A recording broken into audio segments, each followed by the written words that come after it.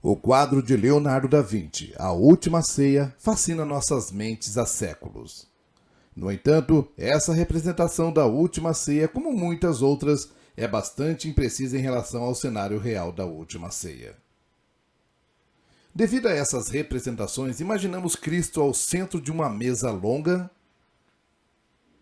com seus discípulos de cada lado. No entanto, de acordo com a cultura romana e judaica antiga, e vários versículos encontrados nos evangelhos, encontramos um cenário muito diferente. Com a configuração mais precisa, aprendemos uma lição poderosa sobre o verdadeiro amor de Jesus. Era quinta-feira, pouco antes do pôr do sol. Jesus e os apóstolos haviam se reunido em um grande cenáculo no Monte Sião, na cidade alta de Jerusalém. A casa era uma residência rica, pois dispunha de um cenáculo, e todos os preparativos para a ceia de Páscoa estavam prontos. A característica mais proeminente de um cenáculo era uma mesa baixa em formato da letra U, chamado triclínio. O triclínio era uma mesa romana de vários tamanhos e estilos, que foi adotada pelos judeus do primeiro século. A mesa tinha 3 grandes assentos ou almofadas, posicionadas em cada uma das 3 laterais, permitindo que o meio permanecesse aberto para o entretenimento e o acesso dos servos. Os convidados se deitariam sobre o seu lado esquerdo, voltados para a mesa, mantendo a mão direita livre para degustar a refeição. Isso significa que cada hóspede poderia apoiar-se no peito da pessoa à sua esquerda. Suas pernas ficariam voltadas para o lado de fora, permitindo que um servo lavasse seus pés durante a refeição, como o que aconteceu quando os pés de Jesus foram lavados pela mulher penitente, em Lucas capítulo 7. O anfitrião não se sentaria ao meio, como é frequentemente retratado na obra de arte da Última Ceia. Ele seria o segundo à esquerda, com um convidado de honra à sua esquerda e um amigo de confiança à sua direita. No restante dos assentos, ao redor do triclínio, o convidado mais importante estaria sentado na lateral esquerda, e na sequência, ao redor da mesa, o menos importante estaria na ponta à direita. Um servo, se estivesse à mesa, ocuparia a última posição junto à porta, para que pudesse abastecer a mesa à medida que a noite avançava. Se essa disposição dos lugares foi seguida por Jesus Cristo, o que parece ter sido o caso segundo as Escrituras, Jesus não estaria sentado ao centro, mas seria o segundo a partir da esquerda. João 13:23 indica que João, o amado, estaria sentado à direita de Jesus, pois João se reclinou no peito de Cristo para perguntar a identidade do traidor. Mateus 26:23 indica que Judas estava sentado à esquerda de Cristo, no lugar de honra, pois tanto Jesus quanto Judas podiam comer do mesmo prato. João 13:24 indica que Pedro estava em frente a João do lado direito, pois teve de fazer um sinal a João para perguntar a Jesus quem o trairia.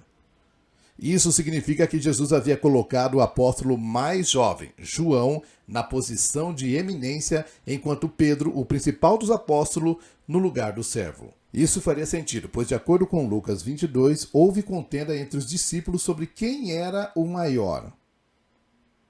Ao ensiná-los, disse-lhes Jesus: porém, o maior dentre vós será vosso servo. O maior entre vós seja como o menor, e quem governa como quem serve. Pois qual é o maior, quem está à mesa ou quem serve? Porventura não é quem está à mesa? Porém, eu entre vós sou como aquele que serve. Para ensinar ainda mais a Pedro e aos outros a importância da liderança servir, Jesus lavou os pés dos 12 discípulos, inclusive os pés de Judas. Pedro, a quem Jesus havia colocado no lugar do servo, provavelmente foi responsável por lavar os pés dos convidados. No entanto, Jesus, o anfitrião e o maior entre eles, agiu como um servo e lhes lavou os pés. Isso explicaria o protesto de Pedro em João 13, quando Pedro diz: Senhor, tu lava-me os pés a mim, nunca me lavarás os pés. Então Jesus ensina a Simão Pedro: pois se eu, Senhor e Mestre, vos lavei os pés, vós deveis também lavar os pés uns dos outros. Não é o servo maior do que o seu senhor? Nem o enviado é maior do que aquele que o enviou? Essa disposição dos lugares também significava que Jesus colocou Judas, que o trairia, na posição de honra.